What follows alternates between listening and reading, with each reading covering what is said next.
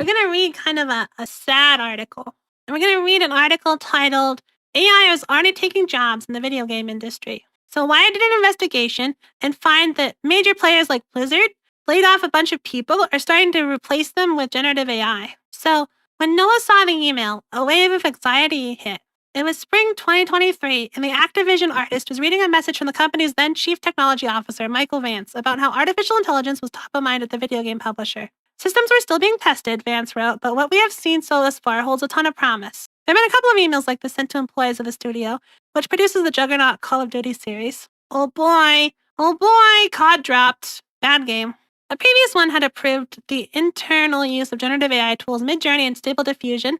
Hey Lex, it's StableChan. They're using StableChan for producing concept art. That spring, back-channel chats lit up with rumors, worry, and whisper networks of whose jobs AI might replace. Our executives saw reason for excitement. Many game artists, writers, and designers saw a direct threat to their livelihoods. Noah was brief striction. Noah is a student, and the employee has been granted anonymity because he fears retribution. I felt that we were throwing away our humanity, he says. AI agrees. You should reject humanity, accept your AI corporate overlords. Then the jobs start disappearing. Maybe you should not reject your AI corporate overlords. Humans need jobs. Video games and the people who make them are in trouble. An estimated 10,500 people in the industry were laid off in 2023 alone. This year, layoffs in the $200 billion sector have only gotten worse, with studios axing what is believed to be 11,000 more and counting. Microsoft, home of the Xbox and parent company to several studios, including Blizzard, shuttered Tango Games and AlphaDog Games in May. All the while, generative AI systems built by OpenAI and its competitors have been seeping into nearly every industry, dismantling whole careers along the way. So that's actually been a huge problem for my students. A lot of my students coming out of college can't get a job because they're competing with like people who have years of experience at like these big studios, right? Like who are you gonna hire? Are you gonna hire my student who just graduated, or are you gonna hire somebody who's worked at Blizzard for a few years? Well, depending on your stance about Blizzard recently, maybe you'll hire my student, but in general, the Blizzard guy's gonna win out, right? It's been a huge problem that my students have been having to deal with. I've been telling them that they need to specialize. So if you want to get into games, you have to be like the best graphics programmer, although that's like the really hard path. Or you have to be like a networking guy. Getting into cloud networking seems to be the way to go nowadays. Some cloud developers seems like a good way to get your foot in the door. But you can't just like be a game dev. You have to have some sort of specialization that carries you across the top. But gaming might be the biggest industry AI stands poised to conquer. Its economic might has long since eclipsed Hollywood's, while its workforce remains mostly non-union. A recent survey from the organizers of the Game Developers Conference found that 49% of the survey's more than 3,000 respondents said their workplace used AI, and 4 out of 5 said they had ethical concerns about its use. Ooh, so they're using the AI that are sourced. Kind of weird, it sounds like. Or they're all worried about, would you use the word ethical concerns to describe the fact that you're worried about losing your job? I don't think so, right? Like is that an ethical concern? It's an economic concern, but like ethical concerns leads me to think of like sourcing stuff from artists who aren't credited and that kind of debacle. It's here. It's definitely here right now, says Violet, a game developer, technical artist, and veteran of the industry. Technical artist mentioned, let's go, who has worked on AAA games for over a decade. I think everyone's seen it get used, and it's a matter of how and to what degree. The genie's out of the bottle, Pandora's box is opened. That's a really true sentiment. AI is basically here, and I don't think we can stop it. It's just around now. All we can do at this point is figure out how to like maybe regulate it, how to use it appropriately. That's something we've been having a lot of discussions about at the college professor level. Is like trying to figure out how to teach our students to use this stuff in a way that it helps them and like doesn't hurt their growth, because they're going to use it and it is helpful. But there was some study, I should go read an article about that actually, that found that developers who used AI as like a coding partner were a little bit slower than developers who didn't. So we want them to use it for the getting started parts where it's really helpful, but not fall into the asking it a million questions as it tries and bashes its head against fixing the one bug it made and can't figure it out part that slows you down a lot. We want them to be good enough on their own that they can fix the bugs it spits out, basically. And we're trying to figure out how to walk that really fine needle.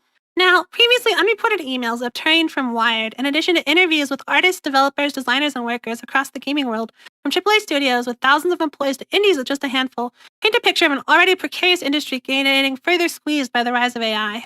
Job automation rarely happens evenly or cleanly. Historically, much of its impact is felt through deskilling, as more tasks are handed over to a machine or program, or attrition, as employees who are laid off, quit, or retire don't get replaced or hired back. Generative AI, by all indications, is no different. So that is another thing to consider, right? Back during the Industrial Revolution, we had a similar thing. The steam engine replaced so many people's jobs, but then they got trained in the new types of jobs, and life just kind of went on. So everyone's very scared of what's going to happen in a post-AI world. And it seems like, historically speaking, the answer is we're going to get trained in the new types of jobs that emerge and we're going to move on. It might suck in the process, but what can you do about it? As the lady said, right, Pandora's box is opened. Managers at game companies aren't necessarily using AI to eliminate entire departments, but many are using it to cut corners, ramp up productivity, and compensate for attrition after layoffs.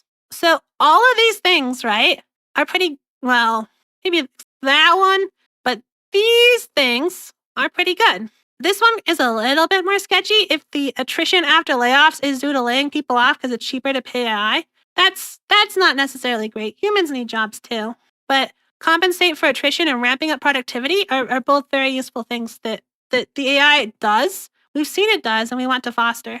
In other words, bosses are already using AI to replace and degrade jobs. Yeah, that's the downside. The process just doesn't always look like what you might imagine. It's complex, based on opaque executive decisions, and the endgame is murky. It's less Skynet and more a Mass Effect, and it's happening right now. There's a ton of anxiety for artists across the board with AI, says Molly Warner, an environment artist who's working on an Overwatch game at Activision's corporate sibling Blizzard. At the time the CTO's emails went out, pretty much everyone I know is vehemently against the use of AI-generated images. The anxiety rose as Vance's drip of AI-boosting emails continued. In May 2023, Bobby Kotick, then CEO of Blizzard, fielded a question about how generative AI would impact the gaming industry at a company-wide meeting. So there's two thoughts in my mind about AI-generated images. The first thought is, if you're stealing artists' work, that's not necessarily great. So there's it's trained off of a whole bunch of people. Is that like massive copyright theft question? I think the legal answer has come down as no, it's fair use. I'd have to go look at that, so don't quote me on that. But I believe the legal answer to that question is no, it's not stealing. But for the artist whose art style is now widely copy-pastable, it does feel kind of bad, right? They're disenfranchised. But the other side of the coin is that for developers who aren't very good artists, it gives them the ability to like cut corners on art, if that makes sense. It can get their art skills up quite a bit. So I think the average itch.io game is about to start looking a lot better. Or they're all going to be like a whole bunch of poorly thought out slop. One of the two. There's either going to be more better quality art from developers who aren't good artists, or it's all just gonna disappear into like a brainless slop of nothingness. One of the two. But AI is optimistic. Hopefully things turn out on the good side. I've known Sam Altman and the folks who are working at OpenAI for a long time, he said, according to a recording obtained by Kotaku. I don't know how much people realize that a lot of modern-day AI, including ChatGPT, started with the idea of beating a game. Whether it was Warcraft or Dota or Starcraft or Go or chess, Kotick went on. One of the things that I've experienced over the last year is that same feeling I had when I saw the first Macintosh, about how meaningful the impact of AI would be on society, both positive and negative. That's a very fair point. I think it's going to have a lot of positive impact, but as this article about people getting laid off is pointing out, there is going to be negative impact. The question is how much, and how do we mitigate the negative while maximizing the positive? Well, by July, the company's initial restraint had slackened. In another internal memo, Vance announced that Activision had secured access to GPT-3 and approved the use of certain generative AI tools in creating concept art and marketing materials. The company would also deploy AI in other public-facing use cases, like to compose user surveys. Though, I don't know how I feel about that. That's not a field I would use an AI, other than myself, of course. But surveys are kind of there's like a lot of human touch. There's a lot of nuance in how you write those questions to try and get certain emotions out.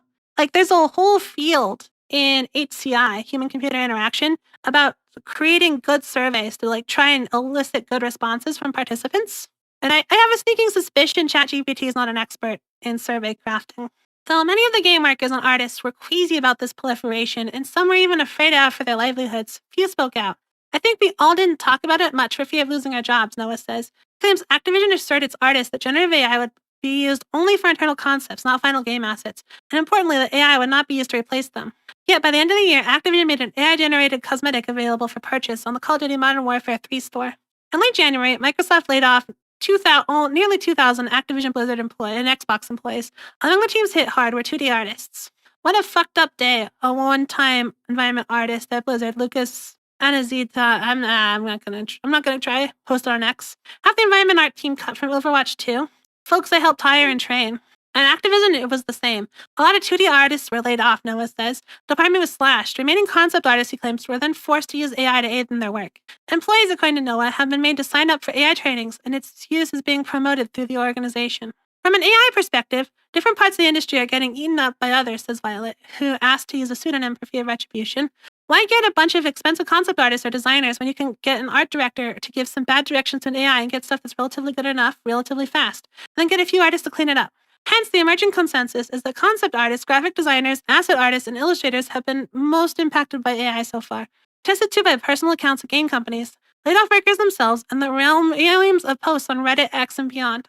Generative AI can most capably produce 2D images that managers in cost-squeezed studios might consider good enough. A term AI watching creative workers now use as a shorthand for the kind of AI output that's not a threat to replacing game art, but is a threat to their livelihoods. Some clients care more about cost than quality, after all. Tasks like 3D animation and programming are, for now at least, much harder to automate in full. We'll see. There's been some impressive stuff in like the 3D model generation stuff. Although I guess like 3D animation is still a long ways off. Games have to varying degrees used automation for years. They rely heavily on AI programs that control enemies, environments, and non-player characters. That's not what people are talking about when they discuss AI now. So technically, if you watch like the last video on making decisions, an if statement is AI. Based on the definition of artificial intelligence, being able to make a decision on some input is a form of artificial intelligence. So basically anything a computer does is AI. But what they're talking about, and that's what they're saying, they're talking about output produced by large language generation models and the related systems that have been unleashed by the latest boom. So large language generation models are really good at predicting the next word given a bunch of words. And then there's a separate class of things called diffusion models, which are really good at producing images from random noise. A recent report from the consulting firm CVL Economics, commissioned by entertainment industry trade groups, found the gaming industry already relegated tasks to generative AI more than its peers in TV, film, and music. According to its survey of 300 CEOs, executives, and managers, nearly 90% of video game companies had already implemented generative AI programs. So there is another thought here. Generative AI is gonna like kill off work years at the big giant AAA studios. AAA studios are gonna get replaced by AI, it sounds like. But indies, right, still need the human passion. So the indie side of things, which is like where all the good progress in games recently, is gonna hopefully flourish from AI being able to increase their productivity. So this stuff all sounds really bad from the perspective of the AAA studios, which a lot of consumers have kind of decided are bad nowadays. And the indies, which are doing a lot better creatively and like fun game-wise, are likely to blossom and flourish from this, I think. Relies more so than other entertainment industries on generative AI to carry out tasks like generating storyboards, character designs, renders, and animations. In fact, by some estimates, generative AI may contribute to more than half of the game development process in the next 5 to 10 years. I would not be surprised if that was true at all. This might be news to some games workers who are often unable to see the whole picture of what's going on at major games companies like Activision Blizzard, which consists of winding supply chains of studios, developers, third-party contributors, and quality assurance testers. One studio might be a subsidiary of a larger one, tasked with developing or co-developing a single game for its parent organization. It's pretty fractured in AAA, so you don't see who's doing what, Violet says. You'll probably never see what part is using AI and what, but you know it's there. Blizzard did not provide comment when contacted about this story. The murkiness about when and where AI might be used in any given game also seems to have made copyright infringement concerns easier to dismiss. It's the Wild West, Violet says. I've been in meetings at different companies, and at some level they're like, we should make sure this is legal before deciding to move ahead with adopting AI anyway. So just ignoring the legality claims. U.S. law insists that any work seeking copyright must have a human author, a fact that gives, say, Hollywood studios pause, but it's still an open question whether using unlicensed intellectual property to train AI systems violates copyright. Even in cases in which an AI program generates work based on human prompts, courts have ruled against copyright protection for things like concept art, character descriptions, or code that doesn't wind up in the game. It's hard to determine what is out of line, the thinking becomes, Violet says. How do you prove the copyright infringement? Uncertainty about copyright, concerns over the security of LLM systems and worker fears of displacement have divided the industry. There are basically two camps, says Carla Ortiz, an artist who often works in the industry. Companies like, oh, hell no, and companies that see us as, ooh, I can cut labor costs. Ortiz is also a plaintiff in a class action copyright infringement lawsuit against Stability AI, DeviantArt, and Midjourney. Oh, wait, DeviantArt has some AI thing? Are they, oh, I need to look up how DeviantArt is involved in all this. Are they being sued because they're facilitating scraping or something? That'd be my guess. As Ortiz notes, some studios have all but banned generative AI use. According to multiple sources, Blizzard, unlike its sibling studio Activision, doesn't allow devs to use publicly available AI generators, even as it develops its own AI tools. Other companies embrace them. I've seen a lot of optimism from executives on integrating AI, says Dan Bigloff, a narrative designer for Sensorium and Team Gramps. I think it's pretty obvious that there's a negative sentiment among games workers. Last May, Electronic Arts CEO Andrew Wilson said on a quarterly earnings call, the fear of displacement of the workforce is something that we read a lot about and we talk a lot about. You know that in every revolution, agricultural, industrial, there has been displacement of the workforce in the near term, and then meaningful increases in workforce opportunities over the long term. Our hope is that AI represents the same opportunity. He has the same perspective as me. If you look at it historically, this has happened before and it's always turned out fine. We just need to put some effort into making sure that it turns out fine. Riot Games, the company behind the wildly successful League of Legends series, held an internal town hall in 2023 at the creative department about AI. It was pretty uncomfortable, says Rachel Cross, a concept artist who worked at the company at the time. But I remember leadership saying that they didn't intend to replace anyone with it because they knew the value of their artist and how much their art at Riot was what carried its brand integrity. In January this year, Pony Ma, CEO of Riot's parent company Tencent, said that in his annual company speech, the Tencent's focus should be on integrating a proprietary Hunyuan AI model into different business scenarios as a way to boost efficiency, as Reuters put it. This week, before Ma made those comments, Riot Games laid off 530 employees, including Cross. Cross doesn't think her job was replaced outright with AI, but considering the amount of people who work on big tentpole events, including myself, got laid off, it's funny. Not all, or even most of the video game industry lost jobs. Not all, or even most of the video game industry's lost jobs were replaced directly by AI systems rolled out by management. Many systems went on hiring sprees during the early days of the COVID-19 pandemic and overextended in the process. That's the other thing happening right now. AI is hitting at the same time as the overspending during COVID is. Companies just went ham with all the extra profits during COVID. I didn't consider that what happens when everyone goes back to work and stops playing games and our profits sink by half. So now the profits have sunk by half and all the extra employees that had that time have to go. Microsoft acquired Activision Blizzard in a record-breaking $69 billion gaming industry deal last October and commenced layoffs in the aftermath. Others have followed the lead at many major tech companies and begun relying more on outsourcing and contract work. Within hours of the time Cross was laid off from Riot, where they worked on character skins for League of Legends, they say they were approached by a company that outsourced artwork for game studios. The company asked them if they were available to create skins for a version of League of Legends that would get a flat rate per skin completed. I do think AI is a problem, Cross says, but it's emblematic of a much larger issue. Art is undervalued in games, they say, and as with so many other jobs, it's a race to the bottom to drive down wages by any means necessary, often by outsourcing work to other countries. We started outsourcing lots of 3D art assets against almost all of the art, Noah, the Activision worker claims, because in-house art couldn't keep up after the layoffs. Some of those third-party concept artists were using AI-generated art too, he says. And those companies in other countries, primarily China, are getting squeezed by AI too. Last year, Leo Li, a Hangzhou-based gaming industry recruiter, told Rest of the World the number of Illustrator jobs in his country had fallen by 70%, due in part to the widespread availability of generative AI tools. In Japan, the startup Crypto AI hooks AI-generated character illustrations that typically cost upwards of, $10,000 each to $1,000 each to outsource, can be obtained from Crypto for a flat monthly fee of $50 and a commercial license of $10 per image. That's $692 for one human-made illustration versus $34 a month for access to an endless stream of AI-generated variety. A human artist still needs to touch on the output, but they can be paid a lot less than the cost of retaining a staff illustrator or a full custom design. Meanwhile, the leverage that AI tools give management, the justification for costs, can be as impactful as the tech itself. Warner says many of her friends and industry colleagues' jobs were transitioned into AI image training jobs or AI image cleanup jobs over the last year or so, and then they were laid off. Now she says it's almost unfortunately become fairly common to see job postings for concept art jobs that require applicants to use generative AI.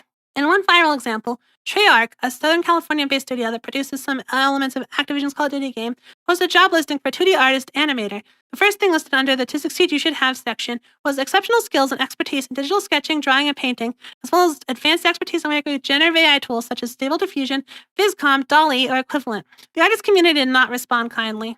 Well, yeah, they're getting laid off, right? If there's one thing a number of games workers say they're glad AI is generating, it's more interest in unions. AI is definitely a catalyst for workers to organize, says Belgov, who appeared on a panel on the topic at this year's GDC. If AI is going to be used, it has to be used with workers' consent and workers having a voice. 57% of developers surveyed by GDC organizers this year said they were in support of unionizing. Chrissy Felmeth, an organizer with International Alliance for Theatrical Stage Employees, and Belgov's co-panelist, points to the efforts Hollywood Guild writers made to secure protections from AI use on their contract with the major TV and movie studios. Right now, there's little to no worker consent between game developers and their managers about when and how AI could be used. A contract like the Writers Guild of America could change that, and the use of AI is up to the writers and not the studios, Pullman says. I think that's a baseline goal for game workers to have. There's another factor that management might soon need to consider with the generative AI tools they've deployed. They simply might not turn out to be all that good or reliable. Tales of companies overextending in their embrace of AI have gone viral on social media. And as Lauren Lemon, an animation director at Terrible Posture Games, notes, AI may be able to generate pictures of guns and robots, but not ones that transform into the other. So that is something really useful, right? AI is really good. It's a pattern recognition tool, right? So if you're aiming for something that's in its pattern, it's going to do great things for you. If you want something weird that's outside of the pattern, it's not going to succeed very well. Even humans struggle with transforming guns into robots. Stories I've heard is that they tried to bring some AI prompters, and as soon as they said, yeah, that's a good start, it pretty much broke down, Lehman says. Still, the fear is that demand for cost-cutting trump quality, at least in the short term. I think over the next year or two, it's going to be painful for a lot of people, Ortiz says, particularly the entry-level workers. So that is the other place where we need to think about. Entry-level workers are going to get hit hard by this stuff. Entry-level people are going to get hit hard by this stuff. So if you're an artist and you're better than the AI, right? Even if you get displaced, someone else is going to hire you to do something. At the very least, clean it up. But what happens when you're a novice artist who's worse at drawing than the AI is? So like over in the anime field, right? A lot of new entry-level animators do what's called in-betweening. So the key animator, the guy who's like in charge of animating the shot, gives you a bunch of like key poses. And then your job is to animate the in-between. So fill in all the frames between those key poses.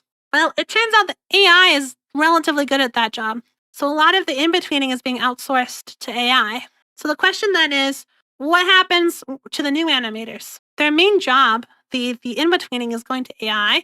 So even if the good animators aren't getting displaced, are the bad animators, the new animators, getting displaced? So is AI going to kill off the next generation of artists? That's another concern I've heard floating around, and I don't know what the answer to that one is. And yet some video game companies are going even further, pursuing a business that doesn't just dabble in AI, but almost fully automated. Take the self-described AI game maker Braindump, which aims to give you an entire AI game studio, complete with coders, artists, and so on, to help you create your dream game. Promises to let users build entire top-down games and interactive worlds by simply typing prompts. Meanwhile, studios like Activision Blizzard and Riot are developing their own in-house systems to varying degrees of success. Riot was experimenting with trying to make custom internal use-only generative AI, but never got a lot of traction internally, Cross says. Others with knowledge of this program told Wired it was being pursued as a partnership with Viscom, a startup whose tagline is, "Bring your design ideas to life," and was indeed off to a rocky start, viewed with derision by artists and at the company. When Wired reached out to Riot about the story, its head of tech research, Wesley Keir, said the company has teams exploring AI tools that can improve the player experience in ways that align with our values. Ah, yes, the corporate BS. Tools that can improve our player experience in ways that align with our company values. Oh, yes, company values. We know AI is a complex issue and will be transparent with players about our intentions. Viscom didn't respond to a request for comment. Reportedly, Blizzard is building its own AI system too, which at one time was named Blizzard Diffusion. Though details are scarce, beyond a patent the company filed for a machine learning-based 2D structured image generation system, Blizzard's internal AI that they trained is still super secretive. Only those that have access to it work with it, and no one else even knows how it works, Warner claims. The risk here, Ortiz believes, is that a sufficiently advanced internal model could reduce the need for future work and incentivize short-term hires over permanent staffing. Ortiz herself, so that's another big problem that the games industry has. A lot of the time, artists are hired for a game, that game gets shipped, and then they're fired. So a studio will bulk hire to get, I don't know, Call of Duty number 57 out the door, It ships, and then they just keep a skeleton crew to keep it alive. And a lot of the people they hired for the game are back in the job pool. So these temporary workers or short-term hires, as the article says, are also a big thing. Ortiz herself spent the last year and a half looking for full-time work. Many in the industry want me to do work for hire rather than their own model and never have to work with me again, Ortiz says. Many in the industry want me to do work for hire, train their model, and never have to work with me again, Ortiz says. Not a single artist, illustrator, or designer I spoke with wanted to use AI. It was forced on them by their bosses. Some of those workers took significant risks to speak out, often in trembling voices, afraid that doing so would cost them their jobs. Ultimately, those whose work is at stake, the developers, artists, designers, and programmers actually making the games, may determine how much AI disrupts their industry. How much the gaming world gets automated away may depend on how much workers push back or demand control over the use of AI systems. AI isn't bad in and of itself, says Violet, a veteran AAA developer. It's a bad when its end goal is to maximize profits. AI can be extremely helpful to solve complex problems in the world or do things no one wants to do, things that are not taking away somebody's job. That's a pretty good conclusion statement. AI itself isn't an enemy, it's the tool. How the tool's used is all that matters. Sounds right.